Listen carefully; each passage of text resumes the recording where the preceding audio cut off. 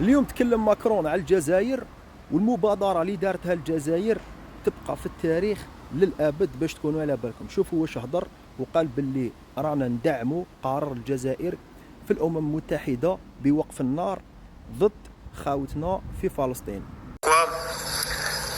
Nous soutenons la demande algérienne de réunion d'urgence et nous bâtissons avec l'Algérie et tous nos partenaires au Conseil de sécurité une résolution commune visant sur le terrain à répondre à cette urgence humanitaire, mais à aussi apporter des réponses en termes de cessez-le-feu et à donner un mandat onusien clair sur Gaza.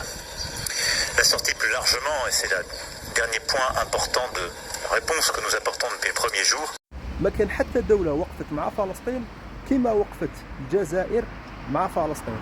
لازم تعرفوا بلي هذا قرار تاريخي، معناها الدول الكبرى اللي عندها مكانة كبيرة في العالم قعدت باش تفاوض مع فلسطين وتانيك مع إسرائيل باش يوقفوا النار، اللي هو صح قرار تاريخي. إن شاء الله ربي يجيب الخير. تهلاو في روحكم. سلام.